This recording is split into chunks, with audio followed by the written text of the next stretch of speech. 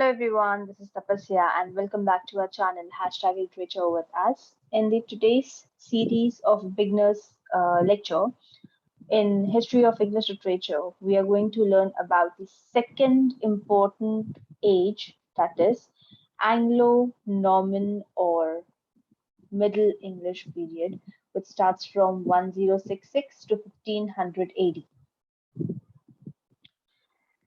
So initially, in the last lecture, we have learned or covered first age of history of English literature, that was Anglo-Saxon, and we have also learned how it has been declined. When one of the age declines or any of the movement declines, there is of course a rise of new age or a new movement. So literature initially we had one of the important thing, that is we were being used this particular work of English literature or the language of English literature when it comes to Norman Conquest. Okay, so with the Norman Conquest begins a new era in the history of England literature. The Norman brought with them their rich French culture and language. The literature of this period comes under the category of Norman French literature or Anglo-French literature. Since the Anglo-Norman period belongs to the middle age of medieval times in Britain history, we also call it as Middle English period in history of English literature. The Norman Conquest brought a radical change in English culture, law, language, and character. Now, English became the language spoken only by the poor and powerless, while Norman French began the language of the rich class people, and it also became the symbol of the social status and prestige. The Anglo-Normans wrote mainly to cater to the taste of Norman rulers. Moreover, only the monarchs or courtiers of their times had a right to encourage the literary writings. We can't deny the fact that the Norman conquest stimulated the awakening of the people, who extremely needed an outside stimulus at that time. Soon the people got influenced by a new vision and ultimately united in a common hope. As a result, the Anglo-Saxons' hostility towards the Normans also turned into national unity. Now, the Normans brought with them their soldiers, artisans, traders, then chroniclers, minstrels, and scholars. With their help, they wanted to revive knowledge, record memorable events, celebrated victories, and sing of love and adventures. Now, in addition, the most popular form of writing for the Anglo-Normans were chronicles, religious and didactic writing, poetry, romances, and drama. Now, if we talk about the romances of Anglo-Norman period, in contrast to the courage, seriousness, and savagery of Anglo-Saxon period that we have learned in the last lecture, the Normans introduced romantic tales of love and adventure in literature. This made the Anglo-Norman period to be chivalric rather than a heroic one. So romance became the most popular form of literature during the Anglo-Norman or Middle English period. Now, these romances were famous for their stories rather than poetry. Now, most of them, in fact, had their origin in Latin and French sources. They told the stories of King Arthur, the War of Troy, the mythical doings of Charlemagne, and Alexander the Great. Then there are chronicles in Anglo-Norman periods. So in Anglo-Norman period of English literature, chronicles became a well-established form of writing. And these chronicles basically recorded the history of kings. So, though written in Anglo-Norman language, these chronicles, however, became the most important major source of historical knowledge for medieval people. Additionally, they contained historical events and legendary material without any interpretation or comments by the author. If we move ahead in the Anglo-Norman period, you'll find that the mystery and miracle plays, they had another remarkable achievements in this Middle English period. And however, it was religious or didactic writing. So under this category, it came the mystery and the miracle plays. So the mystery plays were based on the subject taken from the Bible, while the miracle plays depicted the lives of the saints. So since only the clergymen of the church had the authority to write and perform these plays, they use Latin as the medium of writing and performing these plays. If we talk about the morality plays, in the Middle English period, morality plays also became very popular. Allegory was in fact the major streak of these plays.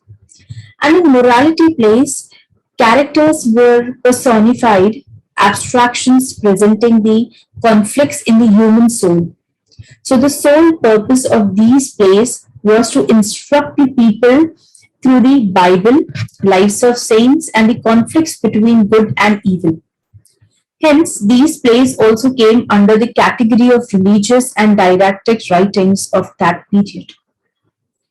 If we talk about Anglo-Norman poets, some of the famous poets of the Middle English period, and these notable works are briefly discussed as follows. The first one is Philip the Thorn, Thaun. Now, Philip the Thorn was one of the earliest Anglo-Norman period poet, and he was mainly famous for two significant poems. The first was Liber des Creatures. It was a treatise on the astronomy written around 1119. His second famous work was the allegorical poem that is Bastiar, written around 1121 in the Anglo-Norman dialect. The second important is Reginald of Canterbury. This is another famous Anglo-Norman poet, remember, and he was a monk. He was not only a poet, he was also a monk, and his famous poem is Legend of Saint Malchus, which was written around 1112. The third important poet or writer, you could say, is Hilarius. He is another Anglo-Norman poet of 12th century, and he was an Englishman but wrote his poem in Latin. And in this poem, he's actually mainly addressing English people. The next is Bernard the Saint Maur. Now, this person, he is a famous French poet in the 12th century. His most famous work was Roman de Troyes, the Romance of Troy. The person who came into limelight during the Norman period was William Langland. He was one of the notable poets of Middle Ages, and William Langland emerged in 14th century, and he held a significant place in the history of English literature and wrote many important poems. His most famous poem is A Vision of Piers and Plowmen. And as a satire, this particular work of William Langland is a satire on the corrupt religious practices. And Langland's poem clearly discusses the ethical problem of that time. So most of his poems are satirical in nature and brings out morality, or you could say moral, political and social questions. The next important in the Anglo-Norman period is John Gower. Now, John Berger was he has occupied a very significant place in the development of English poetry of the medieval period. He wrote around 14th and 15th century, bringing about the poems that represented the English culminations, or you could say culminations of courtly medieval poetry. So his poem indeed proved that English can complete, uh, and English is such a language which would compete with other languages and has distinguished themselves in poetry. So Goa was mainly a narrative poem and a moralist, and his major and the most famous work is Amentis. So this work of Confession Amentis, it was written in the form of conversation between the divine interpreter and the poet. Like Chaucer, which we are going to learn in the next lecture, John Gower also played a very significant role in developing the English language as throughout, and it has been equipped the medium of literature. Okay, so this was all about Anglo-Norman period, and in this period we have actually learned about the history of, or you could say, the rise of Anglo-Norman people, and the development of Old English to Middle English, and also we have learned about the romances. We have learned about the Chronicles. Then we have learned about the mystery and miracle place. Then we have learned about the morality place. Then we have learned about the poets, which are very important during the Norman period. Like the first one is Philip de Thorn. The second one is Reginald Canterbury. The third one is Laris. Then the fourth one is Bernard de More. This one is William Langland.